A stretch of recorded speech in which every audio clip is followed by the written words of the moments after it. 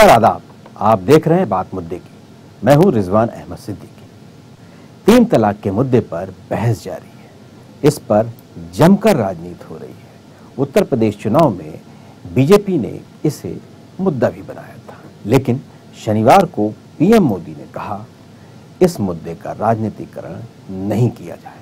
उन्होंने यह भी उम्मीद जताई मुस्लिम समाज से ही लोग आगे आएंगे। वहीं मुस्लिम पर्सनल लॉ बोर्ड ने भी इस मसले पर जागरूकता अभियान तेज कर दिया है।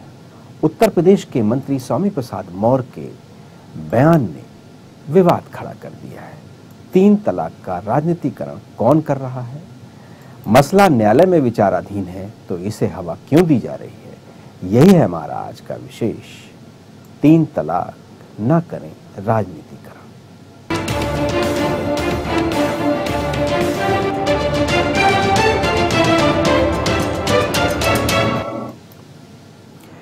इस विषय पर अपने मेहमानों से चर्चा करेंगे, लेकिन उसके पहले देखिए हमारी ये खास रिपोर्ट। 3 तलाक का मुद्दा चर्चा में लगातार बना हुआ है। इस पर एक बार फिर प्रधानमंत्री नरेंद्र मोदी ने अपनी राय जाहिर की और राजनीति से इसे दूर रखने की सलाह दी।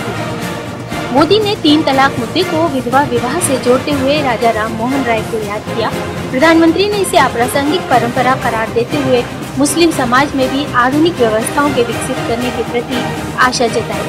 जिस समय राजा राम मोहन राय ने विधवा विवाह की बात रखी होगी, उस समय के समाज ने कितना उनकी आलोचना की होगी, कितनी कठिनाइयां आई होगी, लेकिन वो अड़े रहे। मुसलमान समाज में से भी ऐसे प्रबुद्ध लोग पैदा होंगे, आगे आएंगे और मुस्लिम बेटियों को उनके साथ जो गुजर रही है, जो बीत रही है, उसके खिलाफ वो खुद लड़ाई लड़ेंगे और कभी न कभी रास्ता निकालेंगे। यूपी के मुख्यमंत्री योगी सरकार ने भी तलाकशुदा मुस्लिम महिलाओं के लिए आश्रम बनवाने की बात कही है।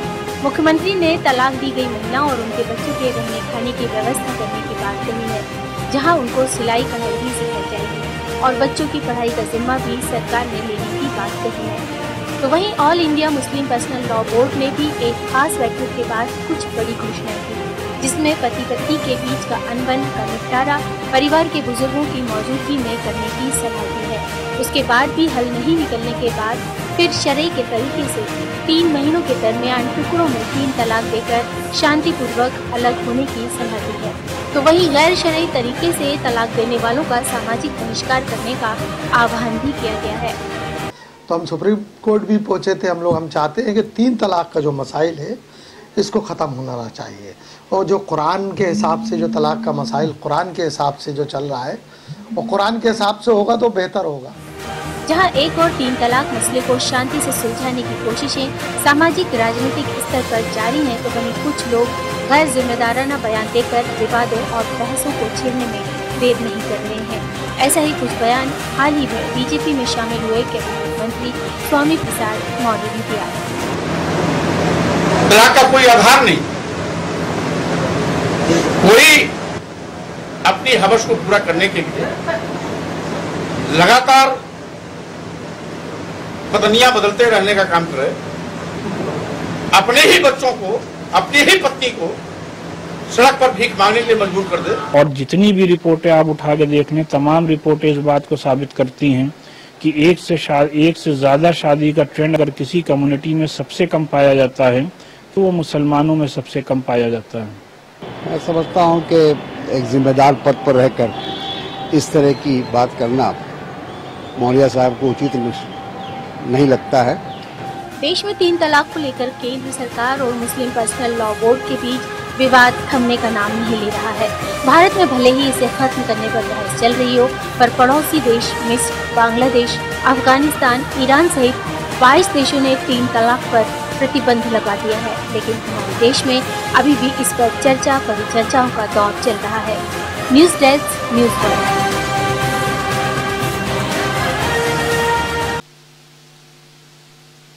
बात करेंगे। हमारे साथ हमारे स्टूडियो में मौजूद हैं भारतीय जनता पार्टी के नेता चेतन सिंह, कांग्रेस के नेता भूपेंद्र गुप्ता, मकबूल अहमद ऑल इंडिया मुस्लिम त्योहार कमेटी से, यश यादव समाजवादी पार्टी के नेता और अनिल सरवैया वरिष्ठ पत्रकार, आप सभी का बहुत बहुत स्वागत है।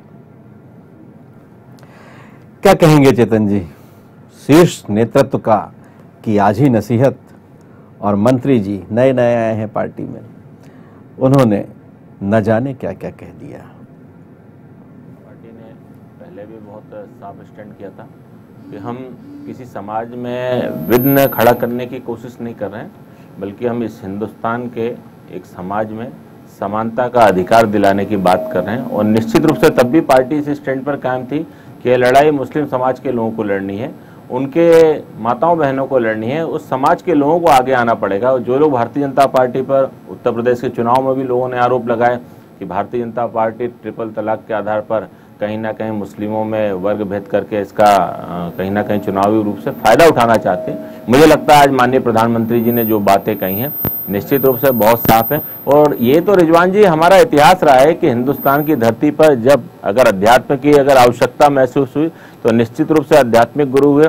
जब यहाँ पर बाहुबलियों का कब्जा था तब भगवान राम ने यहाँ पर इस धरती पर स्वयं जन्म लिया। और ये तो वो धरती है कि मुस्लिम बहुल नहीं होने के बाद भी जहाँ पर राम, रहीम, कबीर सबके दोहे पंक्तियों में गाए जाते हैं, और रशखान जिनके बातें और जिनकी कविताओं को सुन करके लोग आज भी रो देते हैं, तो ये वो धरती है। और जहाँ तक उत्तर प्रदेश के मंत्री जी का मामला है, निश्चित रूप से भारतीय जनता पार्टी उस पर संज्ञान लेगी और जो भी उचित होगा उनको दिशा निर्देश देगी। यश यादव, आश्चर्य वाली बात है कि मोदी जी आप कह रहे हैं कि राजनीति नहीं होनी चाहिए, जबकि राजनीतिक मंच पे बड़ा चिल्ला के तलाक का मुद्दा उत्तर प्रदेश में इन्होंने कहा, तब इन्हें नहीं समझ में आ रहा था कि इसमें राजनीति हो रही है कि गैर राजनीति बातें हो रही हैं। अगर ये बात ये उस समय कहते कि ऐसा होना चाहिए, हम इसको राजनीति में नहीं लाते, तो बड़ा अच्छा लगता। आज ये बातें दो अलग अलग तरीके की कहने लगे तो बड़ा अजीब लगता है। ये हमेशा इनका आदत है कि यू टर्न लेना, पहले उस बात पे राजनीति करना और फिर ये कहना कि हम राजनीति नहीं करना चाहिए इस विषय पे, जब उनको लगता है कि हम इसको पूरा नहीं कर पा रहे या इसमें कोई अड़चन आ रही है। जिस भी तरीके कई सारे ऐसे मुद्दे हम लोगों ने देखे, मुख्यमंत्री रहते हुए ने जीएसटी पे भी यही बातें करी, एफडीआई पे भी यही बातें करी, अब उसी सब चीजों पे बातें करने लगे। उसी तरीके से पहले कहते हैं राजनीति खुद करते हैं और फिर बाद में कहते हैं राजनीति नहीं होनी चाहिए। स्वामी प्रसाद मौर्य जी की अगर हम बात करें तो स्वामी प्रसाद मौर्य जी जब बहुजन समाज पार्टी में हुआ करते थे तो हिंदू देवी देवताओं की बड़ी आलोचना करते थे, तब भारतीय जनता पार्टी उनका विरोध करती थी। आज गंगा जल छिड़क करके उनको जब पार्टी में ले लिया गया तो अब आज वो मुसलमानों के प्रति बात कर रहे हैं, दूसरे धर्मों की बातें कर रहे हैं, उल जुलूल अब उन्हीं भाजपा की तरीके से बातें करने लगे। बिल्कुल। भूपेन गुप्ता, आप क्या कहेंगे? देखिए, देश को जो है फिर से एक और जो है सामाजिक विघटन की तरफ धकेलने की चेष्टा है कि बात भी करते चलो कि राजनीति नहीं करनी है और इसी में ही राजनीति करते चलें। और जिन लोगों को देश के बारे में जानकारी नहीं है या देश के बारे में इतनी ज़्यादा जानकारी है कि वो ये समझते हैं इसको कैसे बांटा जा सकता है, वो उस रास्ते पर चल रहे हैं। मैं आपको मध्य प्रदेश और उसके संदर्भ में कुछ बातें आपसे कहना चाहता हूँ, थोड़ा सा मुझे समय दीजिए। कि ये जो मुस्लिम तलाक का विषय है, ये तलाक का विषय कोई ऐसा विषय ही नहीं है जिस पर इतनी राष्ट्रव्यापी चर्चा होनी चाहिए। कि इसलिए नहीं हो है क्योंकि इस पर जो है हिंदुस्तान की जो पार्लियामेंट है उसमें लगभग 3 साल तक बहस हो चुकी है। जब हिंदू कोड बिल बन रहा था और जब जो है ये यूसीसी पर बात हो रही थी पार्लियामेंट में, कॉन्स्टिट्यूशन असेंबली में 3 साल तक इस पर बहस हुई है। और इसमें के.एम. मुंशी जैसे जो है बड़े बड़े बैरिस्टर्स ने इसमें हिस्सा लिया है। तो उस पर जो है इस देश के अंदर सफिशिएंट चर्चा हो चुकी है, सारे तर्क जो है पार्लियामेंट के रिकॉर्ड में मौजूद हैं।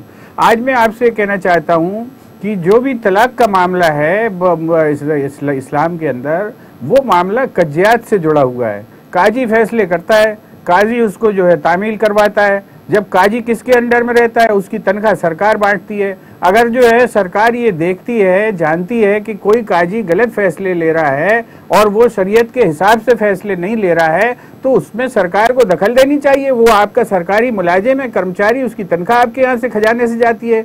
लेकिन सरकारें यहाँ दखल नहीं दे रही हैं, सरकारें उसका राजनीतिकरण कर रही हैं, उसके माध्यम से समाज को विघटित करने की कोशिश कर रही हैं, उसको बांटने की कोशिश कर रही हैं।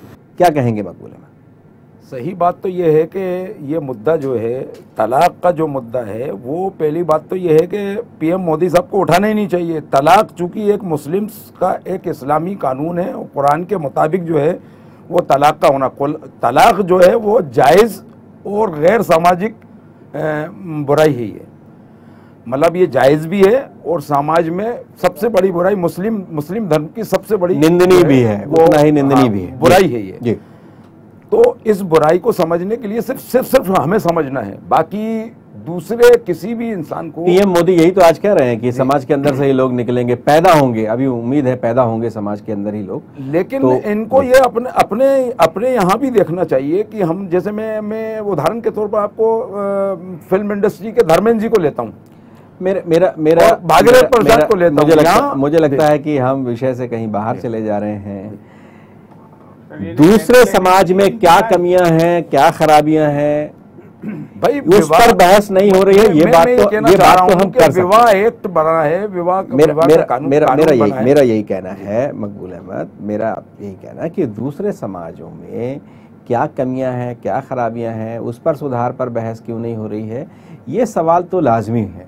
लेकिन दूसरे समाजों में क्या क्या खराबियां हैं उस पर ये आज चर्चा उस पर नहीं है। आज का मौजू ये है कि हम क्या, प्रधानमंत्री जैसा कह रहे हैं राजनीतिकरण, दूसरा एक मंत्री उन्हीं की सरकार, उन्हीं की पार्टी के उत्तर प्रदेश के मंत्री जो है वो उसको हवस की निशानी कहते हैं, हवस से तुलना करते हैं इस तरह की चीज़ों को। उसको मैं इस मामले में ये कहूँगा कि मानसिक रूप से उनका संतुलन खराब हो गया है। अगर इस तरीके की बात उन्होंने, एक हवस की बात अगर उन्होंने ये बात कही है, तो मानसिक रूप से वो बिल्कुल पीड़ित हैं और मुस्लिम विरोधी उनके जहन में ये बात चल रही है कि कहीं ना कहीं मुसलमान से नफरत करने वाली बात है ये। और दूसरी बात यह है कि जो पीएम मोदी जी ने कहा है कि मुस्लिम्स को आगे आना चाहिए, 100% हम आगे हैं। अभी मुस्लिम पर्सनल लॉ बोर्ड की जो मीटिंग हुई थी और उसमें देशव्यापी ये प्रचार चल रहा है, जो बुद्धिजीवी वर्ग जो है सामने आए हैं और मुस्लिम समाज के बड़े लोग जो हैं, जो समझदार किस्म के लोग हैं, उन्होंने, हमने पूरे देश के अंदर ये मुहिम चला रखी है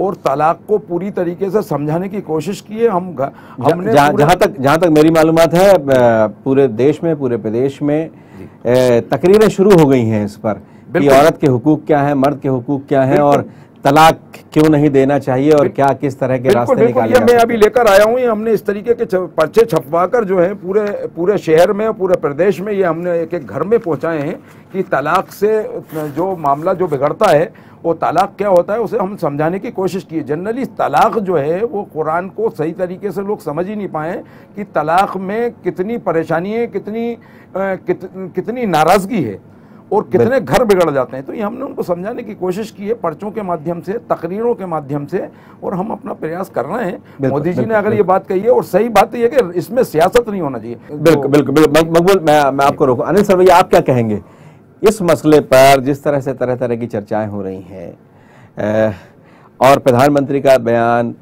स्वामी प्रसाद मौर्य का बयान, कई तरह के बयान, रविशंकर भी, ढेर सारी कानून मंत्री हैं, कई तरह की बातें पहले भी वो भी कर चुके हैं। रिजवान भाई, इस पूरे मसले को जब हम देखेंगे, इसकी पृष्ठभूमि देखें, तो जो आज माननीय प्रधानमंत्री जी ने जो कहा है कि इस पर राजनीति ना हो, तो ये बात तो बिल्कुल सही है। लेकिन सवाल ये है कि अब तो इस पर राजनीति इतनी ज़्यादा हो चुकी है, बहुत दूर चल चुकी है, इसलिए अब ये बात कहना बिल्कुल मतलब मुझे लगता है समुचित नहीं है। तो राजनीति बहुत ज़्यादा हो चुकी है इस पर। दूसरी बात, उन्होंने कहा है कि मुस्लिम समाज का जो है प्रबुद्ध वर्ग इस मसले पर आगे आके अपना विचार रखे और उन्होंने इसको एक समस्या बताते हुए इसके समाधान की ओर इशारा किया है। बल्कि उन्होंने यहाँ तक भी कहा है कि भारत का जो मुस्लिम समुदाय है वो पूरे विश्व के मुस्लिम समुदाय के लिए एक मिसाल पेश करे। अब इस पूरे मसले को मैं कुछ इस तरह से देखता हूँ कि मुझे ऐसा लगता है कि शायद ये जो विषय है 3 तलाक वाला, ये अचानक से इसका आना और एकदम पूरे भारत में इसको एकदम छा जाना, मीडिया में ट्रायल हो जाना, राइट, तो अदालत के ट्रायल के पहले मीडिया मैं उसको इस तरह से देख रहा हूँ कि शायद अंततोगत्वा ये एक श्रेय वाली बात मुझे दिखाई देती है इसमें। क्योंकि देखिए क्या है, आप उस स्थिति को समझने की कोशिश कीजिएगा कि आज मुस्लिम समुदाय भी है या कोई और समुदाय भी है, देखिए शिक्षा का प्रसार सभी में बहुत तेजी से हो रहा है। मुस्लिम बच्चे, मुस्लिम लड़कियां, लड़के, परिवार, सभी लोग शिक्षा की तरफ जा रहे हैं, शिक्षित हो रहे हैं, अपने अधिकारों को जान रहे हैं, समझ रहे हैं और एक मैच्योरिटी उनके अंदर आ रही है, ठीक है ना। अब जो तीन तलाक वाला जो इशू है उस पर भी लोगों में जागरूकता आई है, जैसा कि मुस्लिम पर्सनल लॉ बोर्ड भी अपने स्तर पे कर ही रहा है। अभी बताया कि मध्य प्रदेश में भी काफ़ी काम उस पर हो रहा है। तो अल्टीमेटली आप देखिएगा इसमें आगे जाकर समाज की तरफ से ही एक बहुत बड़ा निर्णय आएगा और इस चीज़ पर एक आम राय बन के सामने आएगी और शायद हो सकता है कि ये जो विषय है ये जैसा कि अभी आपने अभी बताया आपने अपनी उसमें रिपोर्ट में कि 22 देशों में 3 तलाक को प्रतिबंध है उस पर, तो शायद 23वां देश भारत भी हो जाए। तो ये सबको अंदाजा है कि शायद ऐसा होगा, है ना, जिस तरह की जागरूकता आ रही है। तो अब सवाल ये है कि जब ऐसा होगा तो उसका श्रेय किसको जाएगा? तो जो मुझे जो समझ में आ रहा है इस पूरे मसले पर, शायद ये इसका श्रेय चूंकि सभी को चाहिए, तो इसलिए समय समय पर इस तरह के बयान आते रहते हैं। आज कोई ऐसा विषय नहीं था कि इस मामले को छेड़ा जाता। जल्दी से यश, क्या कहेंगे आप? अगर प्रधानमंत्री नहीं बोलते तो कहते बोलते नहीं है, बोल दिया तो कहते हैं बोलता है।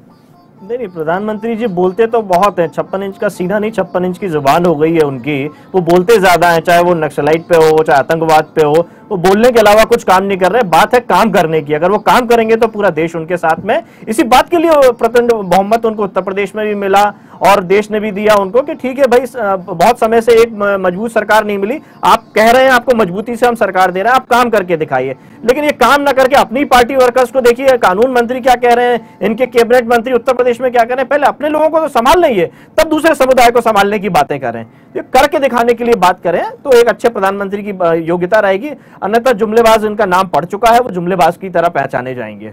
वक्त की कमी है। मकबूल अहमद, क्या आपको लगता है कि ये जिस तरह से मनमाने तौर पर इसका इस्तेमाल हो रहा है उस पर कहीं ना कहीं रोक लगनी चाहिए? क्या सामाजिक बहिष्कार से काम चल जाएगा या और कोई सख्ती होनी चाहिए? और कुरान जो कहता है, सवाल ये फिर ये है कि कुरान जिस तरह से तलाक की के बारे में कुरान में जिस तरह के निर्देश हैं, क्या उन पर अमल हो जाना चाहिए? क्या लगता है? और दूसरा ये सबसे बड़ी बात यही है कि महिला इसमें प्रताड़ित होती है, कहीं ना कहीं उसके जो हुकूक हैं वो उसे नहीं मिलते हैं। और इसके अलावा मेहर बड़ी मामूली सी रकम बांधकर दुनिया भर के जश्न मना किए जाते हैं शादी में, लेकिन मेहर के मामले में बहुत कंजूसी होती है। क्या कहेंगे? रिजवान भाई, हुजूर अक़दस सल्लल्लाहु अलैहि वसल्लम की 11 बीवियां थीं और उन 11 बीवियों में से किसी को भी हुजूर अक़दस सल्लल्लाहु अलैहि वसल्लम ने तलाक नहीं दी। और जिस काम को हुजूर अक़दस सल्लल्लाहु अलैहि वसल्लम ने नहीं किया और उस काम को अगर कोई इस्लाम में और हमारे इस्लाम धर्म में या कुरान के मुताबिक या उनको उनके खिलाफ में जाता है, यानी तलाक देता है, यानी वो सही बात यह है कि वो इस्लाम धर्म के या शरीयत का उल्लंघन कर रहा है। दूसरा तो जब हमारे हुजूर ने कोई काम नहीं किया और उसको मुसलमान करता है तो वो लाजमी बात है कि वो मुसलमान ही नहीं है उसमें। बाकी और मेरा ये कहना है कि हम जो है ये तलाक का जो मुद्दा उठा है, एक बीमारी हो गई है, ये एक बीमारी और रोग बना दिया तलाक को। और इसमें हम ही कहीं ना कहीं से कमज़ोरी है हमारी। हमारे उलमा इकराम ने जो है इस तलाक को भी बहुत ज़्यादा जो है उसको लेकर उसको मुद्दा बनाया, देश में मुद्दा बनाया। तलाक कोई मुद्दा नहीं है, तलाक घर की बात है। और इसमें कहीं ना कहीं अगर कोई दुष्प्रभाव अगर समाज में फैल भी रहे हैं तो उसको हम लोगों ने बहुत ही अच्छी तरीके से उसको समझकर और उनके खानदान वालों को भी बिठाकर, ऐसा नहीं है कि काम नहीं हो रहा है। बिल्कुल सभी आपको रोकना चाहूंगा मैं, वक्त की कमी है। चेतन सिंह, क्या कहेंगे आप कि एक बहस तो छिड़ी हुई है, फैसला अदालत में होना था, मई के माह में सुनवाई है, सारी चीज़ें थीं, उसके बीच अचानक इतनी तेज़ी के साथ इस पर बहस, कई ढेर सारे रेफरेंस भूपेंद्र गुप्ता भी दे रहे हैं, आप भी कुछ कहना चाहते थे? हिंदुस्तान में बहुत पहले जब साहबानो प्रकरण में सुप्रीम कोर्ट का फैसला आया, अगर वास्तव में जो स्वच्छ राजनीति की बात कर रहे हैं, अगर इनकी नीयत ठीक होती तो ये सारी बातों का समाधान उसी समय हो जाता। आज अगर हम ये कहें कि मेरे धर्म का मामला है, इसमें और कोई नहीं बोले, या भारतीय जनता पार्टी इसको क्यों उठाती है, तो मेरा ऐसा मानना है कि माननीय मोदी जी इस हिंदुस्तान के प्रधानमंत्री हैं, न कि वो भारतीय जनता पार्टी के प्रधानमंत्री हैं। अगर भारतीय जनता पार्टी का विषय हो तो अलग विषय है, लेकिन जब हिंदुस्तान की हम बात करते हैं, मोदी जी टोपी नहीं पहनते ना, इसलिए कभी कभी इनके मन में ख्याल आता होगा। क्या कहें, टोपी पहन के लोगों ने देश को टोपी पहना दी, वो अलग विषय है। और आज भी देश उस टोपी के नीचे दबा हुआ अपने आप को महसूस कर रहा है। की शंका की बात तो जिस प्रकार से जो लोग ये चाहते हैं कि अगर भारतीय जनता पार्टी ने हमारे मुस्लिम बंधुओं की, बहनों की, परिवार अधिकारों की चिंता करके अगर आवाज उठाई है तो इसमें कोई हमने आपको लगता नहीं है कि घरेलू हिंसा, दहेज प्रताड़ना, अन्य तरह की सब बंद होना चाहिए? ऐसे बहुत ढेर सारे कानून हैं, है ना? और इस तरह के कानून, उसमें मुस्लिम महिला जो है वो उसको भी हक है, तो वो आपको नहीं लगता कि कानून में ढेर सारे संरक्षण उसके पास भी हैं, ढेर सारी कानूनी जंग वो भी लड़ सकती है, ढेर सारी इस तरह की कार्रवाइयां भी वो करा सकती है? रिजवान जी, अगर हमने एक विचार दिया है, अगर इस विचार की अगर समाज को आवश्यकता नहीं होगी, देश को आवश्यकता नहीं हो, तो अपने आप वो विचार खारिज हो जाएगा। अगर मेरा एक वो जो सवाल मेरा आपसे था कि ढेर सारे संरक्षण है मुस्लिम महिला को भी देश के कानून, मैं भी तो कह रहा हूँ, अगर वास्तव में अगर हमको लगता है या इस समाज को लगता है कि मुस्लिम समाज में जो हमारी बेटियां हैं, जो बहुएं हैं, जो अन्य महिलाएं हैं, इन सबको पूर्व से ही सामाजिक रूप से, राजनीतिक रूप से और कानूनी रूप से अगर संरक्षण है, तो निश्चित रूप से ये बात हमारी खारिज हो जाएगी। लेकिन ये कौन सी तुक है कि अगर माननीय प्रधानमंत्री जी ने कहा तो बाकी राजनीतिक दल उसको एक राजनीतिकरण के मुद्दे की बात करें, वोट बैंक की बात करें। वोट बैंक की राजनीति जिन लोगों ने हिंदुस्तान में वर्षों से की है, ये वो लोग जानते हैं। चुनाव के समय आपको याद आया, आपके कानून मंत्री जाके बाकायदा उस पर स्पीच दे रहे हैं, बयानों के कारण हो रही है। और ये जो रविशंकर प्रसाद जैसे नेताओं के बयानों के कानून मंत्री इस पर सवाल आपने तो सारे हिंदुस्तान को, चाहे वो कश्मीर हो, चाहे हमारा जम्मू का हिस्सा हो, चाहे आसाम का हो, चाहे पूर्वोत्तर के राज्य हो, कश्मीर में वोट बैंक के आधार पर चलाने का अगर किसी ने काम किया है, तो कश्मीर में जो कुछ हो रहा है, सुन लीजिए, हमने और हमारी सरकार ने कश्मीर पर फिर बात कर लेंगे, किसी समझ में नहीं आता भारतीय जनता पार्टी भूपेंद्र जी होने लगती है। चेतन जी, मेरा ये कहना है कि कश्मीर पर किसी दिन और चर्चा कर लेंगे, ढेर सारे और मुस्लिम मसले उस पर भी चर्चा करेंगे, लेकिन आज तो प्रधानमंत्री कह रहा है इस पर राजनीतिकरण ना हो। आप मुझे बताइए ना, प्रधानमंत्री जी ने तो ये भी कहा ना कि जब विधवाओं की प्रथा का विरोध करने के लिए राजा राम मोहन राय जी आए, जब हमने दहेज प्रथा का विरोध किया, जब हमने बाल विवाह का विरोध किया, तब तो किसी ने नहीं कहा कि इसको हिंदू, मुस्लिम, सिख, ईसाई के आधार पर बांटा। अगर हिंदुस्तान के किसी समाज में अगर कोई सामाजिक मुसलमानों में विधवा विवाह तो होता रहा है ना, 1400-1500 साल से पहले से होता रहा, तो उस पर बात कैसे होगी? हो नहीं सकती। अनिल सभी आप हमारे साथ जुड़े, चेतन सिंह आप हमारे साथ जुड़े, भूपेंद्र गुप्ता आप हमारे साथ जुड़े, मकबूल अहमद आप हमारे साथ जुड़े और यश यादव आप हमारे साथ जुड़े, आपका बहुत बहुत धन्यवाद। तो मसला यही है कि प्रधानमंत्री कहते हैं इस पर सियासत मत करो, बयान थमने के नाम नहीं लेते, बयान कभी कभी बेहद आपत्तिजनक होते हैं, कई तरह की बातें होती हैं और मामला न्यायालय में विचाराधीन है। देखना है कि इस मसले पर समाज के अंदर से कोई सकारात्मक आवाज़ उठती है, अदालत कोई ऐसा फैसला करता है और महिलाओं के हुकूक और उनके संरक्षण के लिए क्या किया जाता है। हमारे इस कार्यक्रम में बस इतना ही। खबरों का सिलसिला जारी रहेगा, हम कल फिर मिलेंगे एक नए मुद्दे के साथ, तब तक मुझे दीजिए।